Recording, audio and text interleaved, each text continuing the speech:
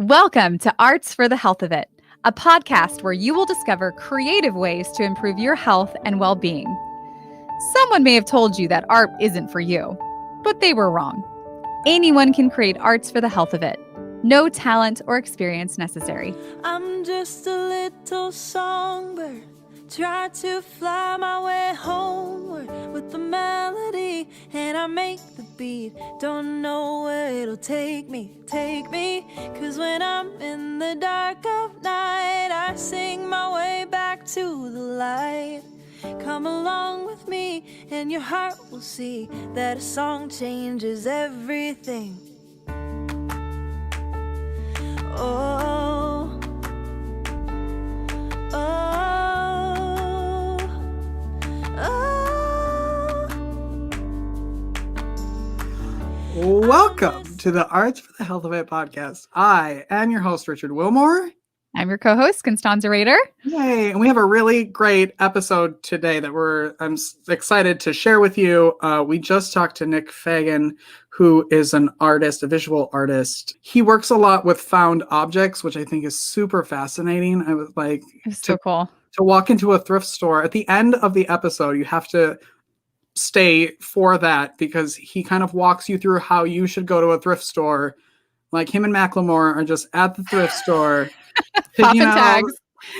Picking out all the things to make some amazing art. And if you're listening and not watching, make sure you're watching at least the beginning because he gives a quick tour of his studio and he has some amazing pieces. So cool. But first, we have a special guest with us today. We have Carol with us. Carol. Hi, Hello. Carol. Thank you so much for having me. Thanks for being here. Thanks for coming on. Carol, we've known you for a little while. You were an artist in residence with Hearts Need Art for a little while. You're a musician. Yes. And you are also a caretaker. Yes. Do you want to tell us about your hospital experience and your experience with Hearts Need Art? Yeah, so I wanted to start by a note from my journal. I was going through my journal this morning on when I had written when my husband was in the hospital.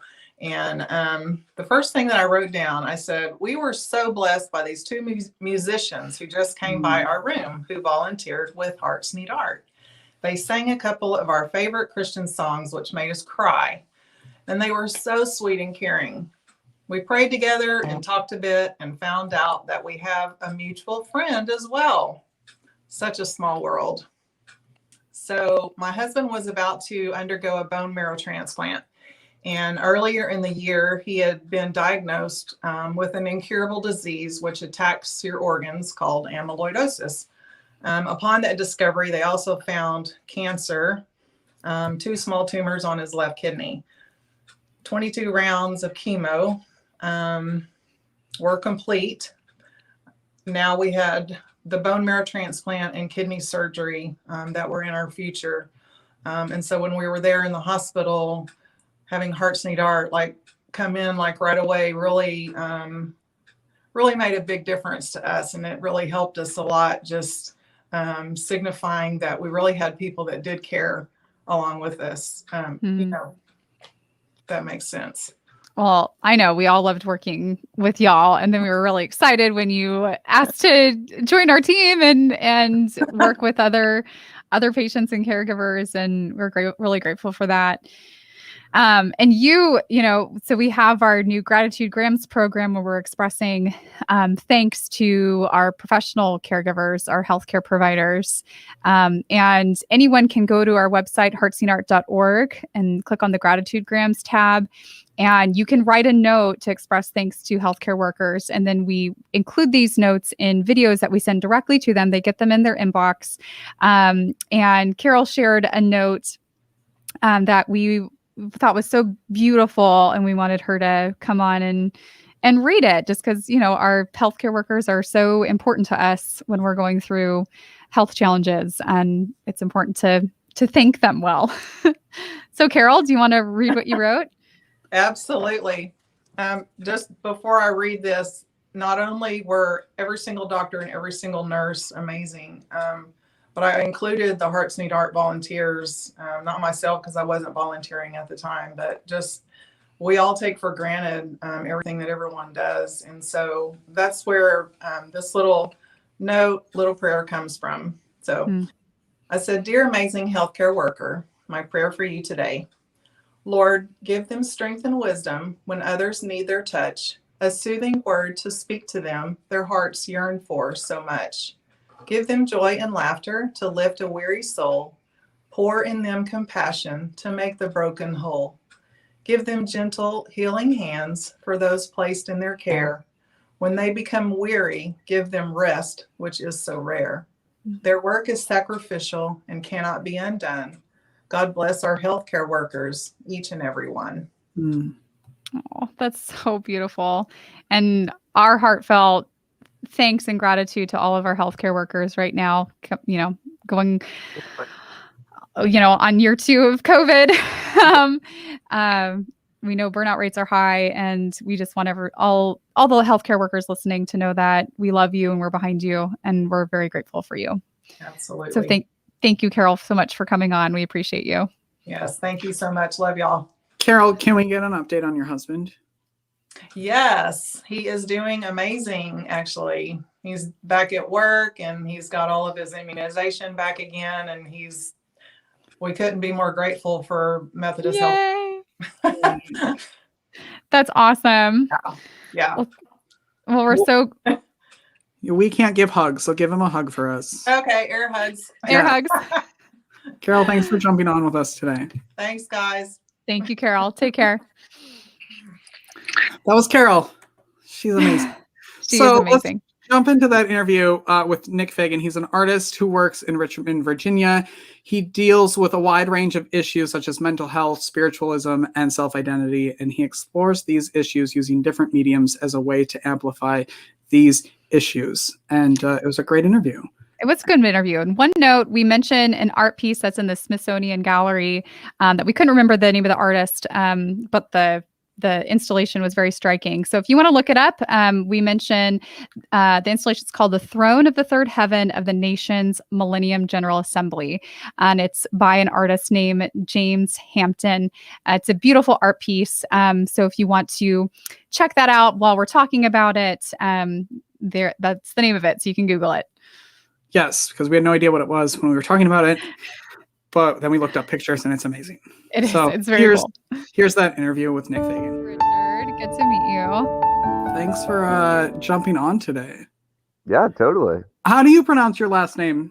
It's Fagan, Fagan. So just like it's spelled. I just wanted to make sure. Nick Fagan. Fagan, Depending on where you're from, probably the little accent. I'm from Wisconsin, so it'd probably be like Fagan. Like, there you go. Not sound great. Yeah, Midwest is like that too. Yes, exactly. If you are listening to this podcast, you need to jump over on our YouTube channel and watch at least the beginning part of this, because there is some amazing artwork hanging behind Nick in this video. Can you give us a little 360 tour again of your studio? Yeah, totally. So this is kind of like where I make most of my work and stuff. It's kind of changing all the time, but here's a little 360 from my couch. Oh, that's so cool. Oh. I love the mixed media. I love the 3D. Oh gosh, this is just so cool. And of course, I'm a huge fan of the crochet on your wall. Oh, thank you. As a crochet artist myself, I appreciate that. Can we get an upshot of that? Yeah, of course. That's so cool. So did you made that? Yeah, so I use right now I've been doing a lot of fabric work. So a lot of times I'm using moving blankets and crocheted blankets, and what I'm doing is stretching them over canvases or stretchers. Then I'm going back in and actually cutting the images with like the crocheted blanket under the moving blanket, and then cutting the moving blanket to reveal the crocheted, and kind of giving this kind of weird kind of texture and different kind of mediums meeting. The thing that I was drawn to when I was doing research on you was, I think that probably the first sentence in like your bio, that your art is a material reaction to my experiences with mental health and disability. And I think that 100% sums up kind of what arts and health is really. Yeah. basically like I have pretty severe learning disabilities with like reading and writing. So like growing up, it was really hard to express myself in general, like trying to communicate feelings and things like that. But I realized like through visual mediums, I could really do a better job at that kind of really kind of be able to express something that I couldn't write or say because it was just too hard to translate. So when you don't have those options, you find something like that. So I was drawn to art for that reason. And, you know, I still am drawn to it. It is like a conductor for getting out kind of expressions for me.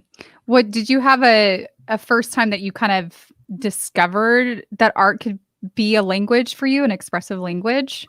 Was there a class or something, you know, how did you come to that? Yeah. So I've always done art and stuff, but like I never really thought about it seriously or anything. But I had this teacher in middle school who she kind of sat me by and she's like, you know, you really like can do this and like you're pretty good at like ideas or like, you know, thinking creatively. And I was like, whatever, okay, sure. But then she called my house at night, talked to my mom and my dad and was like, this kid should really do art. And oh man, she pulled out the big guns. Wow. Yeah. And I didn't know this was happening. And so they get off the phone and they're like, we just talked to your art teacher. And I was like, oh crap, I hope I didn't do something wrong. And they were like, she just told us you should do art and like you should, we're going to support you in that. And so they were very supportive and, you know, they were like, let's find something that like you're good at, because before that I was struggling, you know, I wasn't good at anything really. So it was like really nice to find kind of home in that. My parents being super supportive in that. Did you feel confident in your art making up until that point? Not exactly. I mean, I think you're still a kid. So I was like 12 or anything. So like art in general was such a weird thing. It was like either like the cartoons that I like to draw or like the, you know, Da Vinci kind of like hyper realistic. That was my idea of art. So I just like, I don't know. I didn't really understand what confidence in art was yet.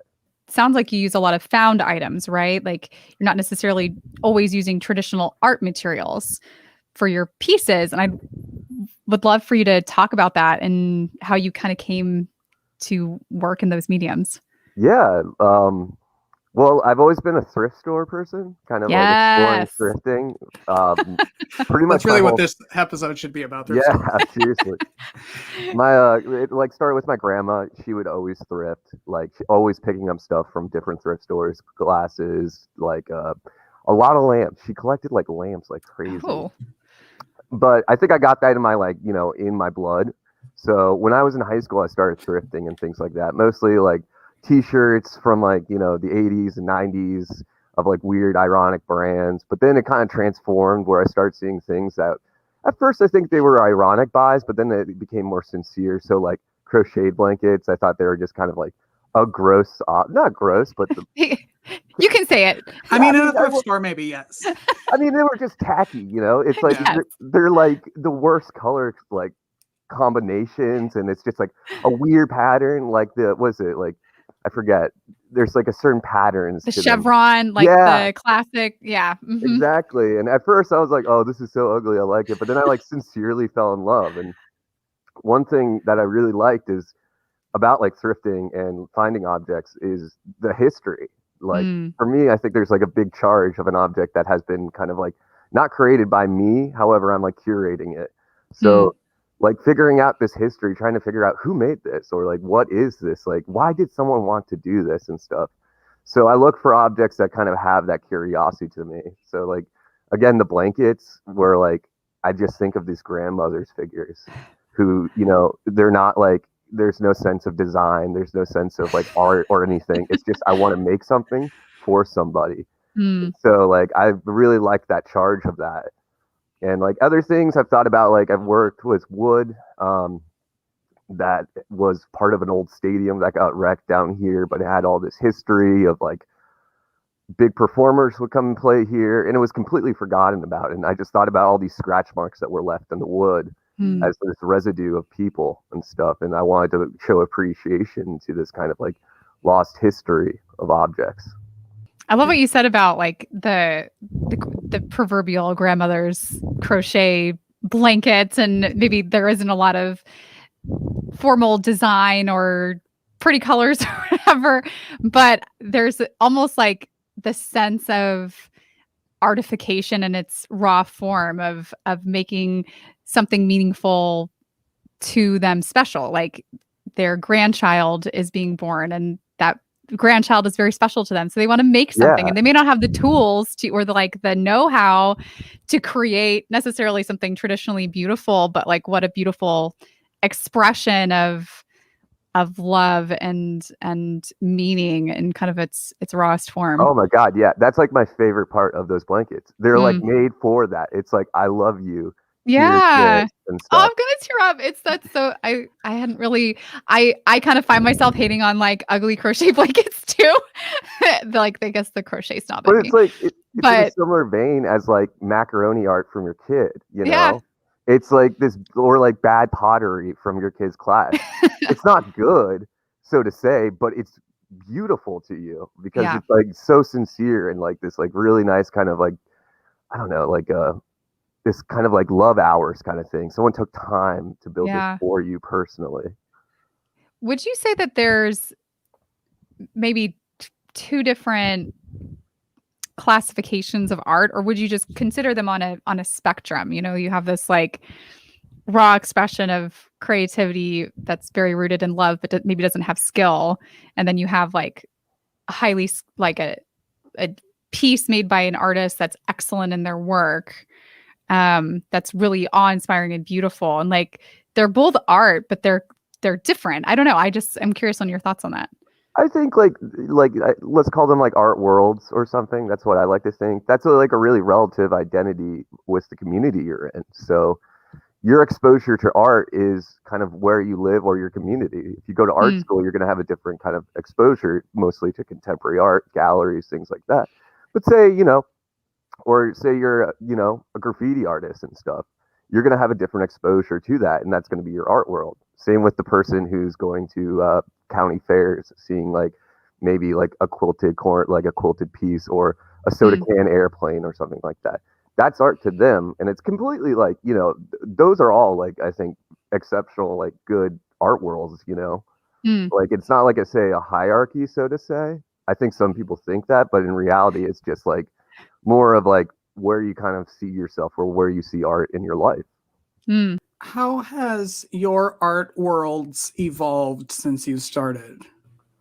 Oh man. Take your time. Where do I start?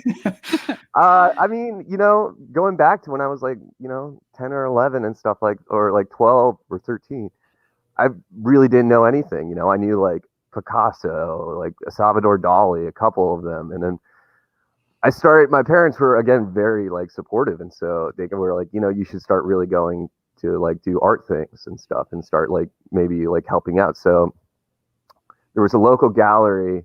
It was a community gallery that I started just interning at and stuff called Grace up in Reston, Virginia. And they started showing kind of weirder art. I wouldn't say like completely kind of like conceptual, but there was like a lot of craft elements that I really didn't know about. So that was really kind of like, okay, there's something there. And I did a couple other programs. One of the big ones that really changed me was I interned at the National Gallery for a hot second in high school. Nice. Yeah. And that opened up like the whole world of like modern art and really seeing kind of like 20th century art and really like seeing how people have pushed farther. So I saw something that I really was attracted to and I wanted to chase more because I saw artists that were like similar. Like I remember the first time seeing Philip Guston and really being blown away, being like, wow, I can really like kind of like relate to this artist in a sense. Like I know there's like a 40-year or 50-year gap between when he was making his, but I feel a connection and there's a place in the format where it's being shown. So this is where I want to be. So it kind of advanced and then you go to school. I went to art schools and the more and more you get into that, the more kind of like-minded people you meet and you kind of grow the community until your kind of community kind of expands so much larger and you're kind of then in your own art community and, contemporary art, I guess is what we would call it and stuff. It's been quite a journey then, right? Yeah, I mean, it really is. It's wild to think about. Time to go all the way back to the beginning. You've mentioned a couple of times the support that you received from an art instructor and then also your parents. Can you explain a little bit about how important that support was to you, what you think would have happened if you didn't have that support, and maybe what you might say to someone who wants to express themselves through the arts but isn't experiencing that same type of support? Yeah, I mean, I probably wouldn't be doing art doing art on such a smaller level if I didn't have that support, like my parents fully committing to me, letting me like be able to, doing art is a risky kind of thing because there is no guarantees of jobs. There is no guarantees of, this is going to pay off at all. It's kind of like you have your stuff and good luck. And, my parents trusted me and stuff. And were like, no, I think you can do it. And so having that support and being able to talk to them, especially when you're having a rough time of it, say like, there's been times where I just feel like I'm going to quit because it's just like, I'm not getting anywhere. I'm just like working too many jobs to just do this. Feel stupid. And I called them and I tell them and they're like, come on, like you got to get back up and do it. Like you got to keep on going. You can't quit on us, like, or you can't quit. And it helps me a lot. And same with teachers. I mean, that teacher in particular really started it, but I've always tried to find a mentor kind of figure to help me kind of work through things, to see how they did it or to just grow a little bit more in art, like learn how to do things. So teachers have always been important to me. And like right now I'm teaching a little bit and it's kind of cool to be on the other side of the table with that. Nice. Yeah. So it's really weird, like kind of being like, oh, now people are like asking for your opinion and like, what should I do? And it's like, oh man. But for people who kind of don't have support or have that, it is really hard. But I say the best thing you can do is build a community of like-minded friends of some sort of support of that nature where you can kind of go to them if your parents or like I don't know, whoever, like your teachers aren't the people who are like helping you. Building kind of an art community, building people that like are with you in this is going to be the best help for it. Doing art and just doing art in general can be very vulnerable and self-revealing process, right? And so having that support, I know for me and my creative endeavors is so important. You got to have people to remind you that no, you can keep doing this. Yeah. I mean, you go crazy. Like I've gone like crazy because it's just like, what am I doing? Like I'll find myself like sewing until like 7 p.m., like starting at like, 9 to 7 p.m. And I'm just in my studio freezing. And I'm like, what am I doing? Like I'm just like sewing a flower. Like why am I here? Like I could be enjoying life a little bit. You're in the flow state and suddenly it's 12 hours later and you're still working on one flower. Yeah, pretty much. And you're like, wow, what a day. What is it like? I love that like there's sort of like layers to it where you're finding something that someone at one point thought was beautiful and then you're taking it and turning it into something else completely different that's beautiful. Like that layering system to me kind of is so fascinating to like almost amp up something. What can you talk about like the process of that, like going in your hunt, your search? Do you, like you were talking about the history of things, like have you done a lot of research on things or are you like making up the story of the grandma knitting this for her grandchild or both? Yeah. That's a great question. I mean, it's kind of a mixture. So in my opinion, it's less of a historical kind of like finding an object and learning the exact history and more of a spiritual history of it. Like this weird sense of charge you get from seeing something, you know exactly the character that's built around a crochet blanket already. And so I look for objects kind of like that have this charge, like the spiritual charge of like somebody or something has happened. And you can kind of build a character around that. So there's this history, but it's kind of ambiguous, so to say, but you can build it's easy to build like a character or mythos around that. Same with like the moving blankets. They're all moving blankets on top, which is like a whole different kind of like idea I have with kind of history and people and stuff like that. When you say moving blankets, like you mean like blankets that you literally use to move? Yeah. Like to pad your furniture and stuff? Okay. Yeah. So like I work as a mover part-time and stuff. Oh, fascinating. Yeah. It's a good job. But I, kind of fell in love with these blankets because I realized, on hot summer days, your sweat and stuff get poured in and like it's this dented thing. And it really kind of like reminded me of this kind of weird labor that is unseen. Like there's so many, like I also work as an art handler time to time, and I do productions of shows. And one thing I've noticed is there's so much work that you don't see a lot of times that make into like the production of something. You see like the one person, maybe a curator or the artist, and it's like, wow, what a great piece you've done. But you don't see the like hundreds of people who made the process of that. And I thought about the moving blanket in the same way as something that was, I guess, like it was something that is used to protect, it's used for the process, but immediately when it's over, you take it away and you put it away, kind of the subjugation of like unseen protection or labor. And I thought there was kind of a charge to that, all this history of like holding things and protecting them and then being put away. It's like this like weird. And then you combine it with a crochet blanket that I like to call it like the M&M, people. Like it's like you have like the hard outside of stuff, like this like labor and it's like gritty, and then you have this sincere kind of inside, the gooeyiness and stuff. I want to know what you get, how it affects you making art. Like you talked about, the times when you're like, I can't do this anymore, and your family calls. Like, why do you keep making art? I like it. Of course I do. I think that's a big thing. Secondly, I don't know like what I would do without it. I've gone so far at this point. It's kind of like, I got to see it through the end.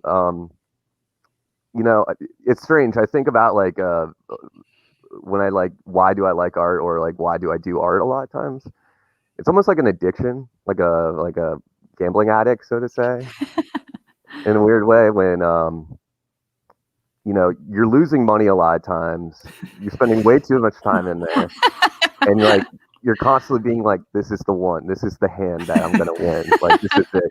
And some people like will be like, oh, you know what? I spent too much money on this. I'm going to leave the table. But, for me, and I feel like a lot of other people who do art, it's like, hold on, I got one more, I've got like, I feel this good piece coming, and then like a lot of times you'll get a show or something, or like you win a pot and you're like, oh, I'm staying on, I'm good. So I know that's a weird metaphor, but I think that's like it's a great metaphor. Yeah, it works perfectly. I mean, we talk to a lot of people that have, some sort of wounding around their creativity. They didn't have a supportive art teacher or supportive parents, and they were told that they couldn't draw or couldn't make art. And so then they they stopped, and they kind of cut themselves off from that form of expression and that way of expressing their voice. Yeah, that is definitely something you see a lot, especially in public schools and things like that. Like just art as like a second hand and kind of just cut off or not being seen as like a serious thing. I know in my like high school it wasn't and stuff. So I could definitely relate to people just kind of calling it quits if they don't have a support team with them or like teachers or a family that is going to help. What's it like to showcase your work on a scale that you do? There's such a confidence in that of being like, here's an entire gallery of my art. And I want to know like how that feels to put that out there to the universe instead of, keeping it and just making art for yourself. And I always say I make a lot of artwork that ends up hanging on the walls of a garbage can, but that's where it needs to go. And it's very. But you enjoyed making it. But I enjoyed making it. So to be like here, like that's such a huge piece of your soul out there. I want to know what that feels like. It's scary. It's a weird feeling, especially, your confidence is really kind of shaky when you do those things because you are putting yourself out there. You're putting your ideas out there and you hope people like it, and, a lot of times I like to like maybe spend like 30 minutes in the gallery that I'm having a show or something, and then I want to leave because I just feel weird, because it's like I'm watching people watching my work, and it's like I'm trying to like see if they're liking it or not, because like I'm trying to read their faces. I don't know. Like, it's very uncomfortable. But for me, I always think there's like audiences for the work when you make it. So there's an audience for myself. There's like kind of a critique audience, and then there's like a personal audience of someone being entertained by it. So when I produce work, I have those ideas of the audience in mind. Who is this for, and things like that. For like shows and things of that nature, a lot of times like these are explorations, a lot of times I move from medium to medium and kind of try different things out. And so it's like these runs of productions, so to say, and it's kind of nice because I get to explore an idea and then I push that out and then I kind of start over again. So it's kind of like being able to show maybe like a project or something of that nature. So for me, like showing with those, it's just kind of like this natural kind of ending to something. Like when I show, it kind of like a lot of times that whole kind of a series kind of fades into a different kind of, or transforms a little bit into something new. What's something that you're exploring now that you're excited about? Definitely these crochet pieces. I started like probably December of last year. So I'm definitely exploring kind of the dualities of different materials, with, say, the moving blanket being something that's banal and like work and rough, versus the sincerity of the crocheted blanket and the kind of purpose built for it, as like something you show and you give with love, versus a moving blanket that's like beat up and kicked around, and kind of using that as like a duality, and then using this imagery for like a diuretic setup for myself. So the imagery kind of comes from different kind of like drawings that I do, or ideas for like a mythos of like my own issues and things of that nature. And they're self-referential in myself, and trying to work through issues that I've been having. Would you say that's also something that draws you to the art? And you mentioned this earlier, that there's a part of you that you can express maybe only through the art, and maybe share a little bit about that. Yeah, that is like probably the main reason, or one of the main reasons, besides the gambling addiction thing that I do. Yeah, because I need to kind of have an outlet that is like kind of makes me comfortable and allows me to do like allows me to express those feelings. Allows me to kind of really just kind of like, I have a hard time writing and reading and things and even talking about some of the things that I feel like. And so to have kind of something that I can pour into and kind of really just let loose and just kind of like let all those barriers down and just have it there is really nice. And it's kind of it helps me kind of just deal with things, like it's kind of like lets out all the gas or the feelings you have. So it's a fairly cathartic process for you, and would you say it helps to improve your mental health in that way? Relatively. I mean, I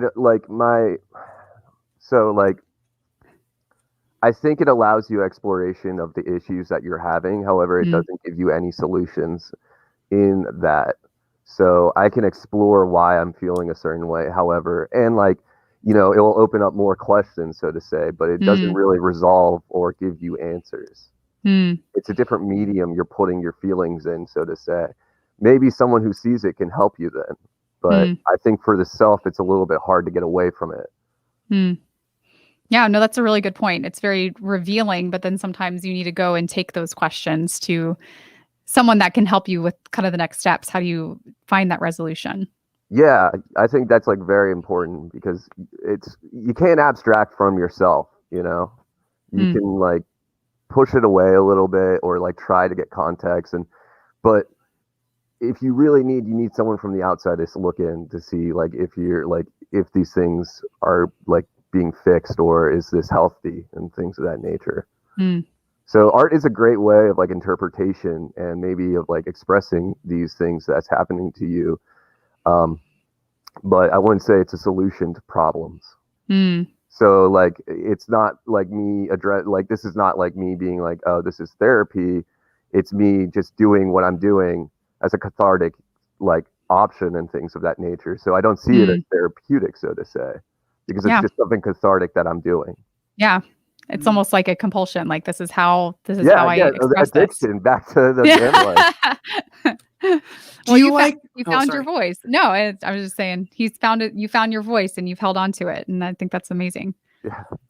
Do you like talking about the pieces you make, since they're so personal and they're so about your, mental health, and or is it like, this is it, take what you want from it, but please don't talk to me about it? Well, so this goes back to kind of the audience thing. I kind of think about my work in different categories of different audiences that see it, and kind of, I break it down for myself, the kind of like comment, or like, the viewer, and then the critic or the critique. So I do it for myself because it is a cathartic action that helps me express myself. However, I also want to show this, and I want to show it to audience. So I do allow these diuretic issues to like show up, but I want them to be entertaining, so to say. Like, I know entertaining is not the right word, but I use it anyways. Basically, when someone sees it, they can go up and be like, that's cool, or they can appreciate it. They don't need to read deeply into it. They can just, have some entertainment, so to say. It's kind of like, oh, wow, crochet blankets, like, neat. Oh, it's like kind of like that. Like, or like, oh, that's a cool sculpture. Like, that's cool how metal is.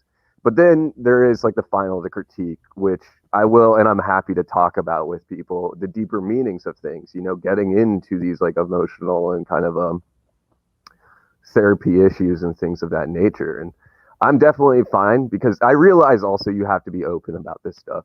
To shut down is not being helpful. And I think like, when you produce something like that, people are going to have questions, and you should, and if you're going into public with it, it's not something that you're leaving in your house. You should be able to answer them. You want to give them answers. So if people want to see your work and check it out, where can they go to see that? I have a website.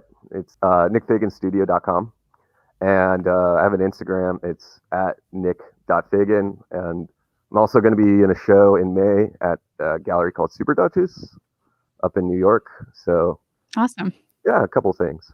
We try to throw in a like practical thing that everybody can do after listening to the podcast. And I would love for you to kind of give a prompt to someone who's like walking into a thrift store for the first time. Like, I'm gonna go, like, I keep going to like remember those old glasses that had like the flowers on them? And like, that's when I think of thrift stores, that's what I think of, those super vintage glasses. But can you kind of give someone something to like look for, or how to navigate that when they're thinking, taking something and turning it into art? Yeah. I think this is what I do, and I think this is actually pretty fun to do, is put on your headphones, play one of your favorite songs on repeat for like 30 minutes, and then just walk around and just like look at things. Don't think practically. Don't think of like, oh, do I want this? Oh, is this cool or not? Just look. Look at form, look at color, smell, kind of open your senses to it. And this like kind of repetition, and this weird thing will happen, I think, where you start to really attract to certain things, and you don't know why, but you're attracted, like you were talking about the glasses and things. And like, when you're in that mode, you'll gravitate to things more. And so like, if you do that, I feel like you're going to find some weird things and weird things about you. I love that exercise because it's combining music, which, is kind of my thing. And then also all your senses. And that lines up, what we know about trauma. And when we experience trauma, our brain doesn't encode it in the verbal area of our brain. It's kind of encoded in a pre-verbal and kind of that subconscious part of our brain that responds to stimuli from the environment. So it's kind of a way to kind of tap into maybe that subconscious part of you that needs not just expressing trauma, but just that subconscious part of you that sometimes needs a different way to reveal itself than just the verbal spirit, expression. Like I like to call it the spirits, like the charge and the spirits of those things. That the energy, heart in the head, and you're like tingling from it. Yeah, that's a great. I'm gonna totally try that. I love thrift stores, and I can't wait to. Oh, it's a blast too. It's really okay. So I found an item that I like the vibration of it. My subconscious is speaking to me. What do I do with it when I get home? You buy it and you kind of then just sit with it. You know, I think one of the big things that I do is sit with objects for a long time. And just see what it's like translating and like let it be there. And then, you know, it's like a give and take. Sometimes I already know what I'm doing with something, but a lot of times I just have it with me. So I have like chairs and these plinths that I'm attracted to. And then I have a little bit of an idea, like maybe I'll use it for a drawing or maybe I'll use it for a sculpture. But I just wait until, say, something like kind of hits, or there is like kind of another object that interact that I think will like work well together. So it's kind of waiting and kind of like just building kind of an arsenal of these like charged objects that can interact with each other, and then you can kind of combine them and mash them and kind of build something with that. Do you have a favorite piece that you have found, or a favorite piece that you have made out of something you have found? There's a piece that really like growing up, and like it's from found objects. It's, I believe, in the natural. It's in the National Portrait Gallery, but it's this massive kind of like sculpture that is built out of tinfoil by a man from DC. Who kind of had this moment of like enlightenment about the new Bible and the new church and things. And his whole goal was to create this whole world for the new God and the new church. I forget the name of the piece and the artist, unfortunately, but it lived in this garage where he would pick up scraps and he would build over the years and years and years. And, you know, talk about like charge and like purpose and things like that. Like that guy really had it, and like seeing it, it's just unbelievable the amount of detail. I mean, books, scepters, whole kind of preaching areas. It's insane, and like seeing that and being like, wow. And then like, you know, seeing my pieces, I'm like, all right, that's a little bit like that, but it's like, wow, that's like intense. And wait, are you talking about like he has these whole vignettes of, and it's all made of tinfoil? Yes. Oh, I've seen it. Yeah. I've seen this. It is absolutely mesmerizing. It is an existential experience to walk through those. It's just crazy. This one guy had to do this, you know, like, it's like, whoa, like, what's going on? It's incredible. Talk. Wow. And then we're going to let you go because I don't want to take up all of your day, but what's the longest it has taken you to make a piece? 2 to 3 months, maybe. For one, when I was doing these large scale tapestries, they were about like roughly around, like the biggest one was 12 by 12 feet, and they were all hand sewn. Wow. And so I would just be sitting on the ground for hours, like a day, just listening to podcasts or music and sewing with fishing line, just slowly doing it. It just took a lot of time, but yeah, I would say maybe like 2 to 3 months. Well, now you have a new podcast to listen to, Arts for the Health of It. Yeah, I definitely will. Just saying, throwing that out there, you could listen to it. Oh, for sure. I'm definitely going to listen. Nick, thank you very much for jumping on and talking with us today. Yeah, thank you so much, guys. Nick. Yeah. And if you're listening, make sure you go and check out his website. He has such cool images on there, and follow him on social. And if you're in New York, check out his show. But thank you for being here. We'll talk to you soon. Yeah, talk to you soon. Thanks, Nick. Yep. Thank you for listening to Arts for the Health of It, a podcast produced by Hearts Need Art, creative support for patients and caregivers, in partnership with the National Organization for Arts and Health. You can help others learn about the healing power of the arts by subscribing, sharing, and reviewing the podcast wherever you listen or watch. The podcast is hosted by Richard Wilmore, co-hosted by Constanza Rader, and produced by Ivan Briones.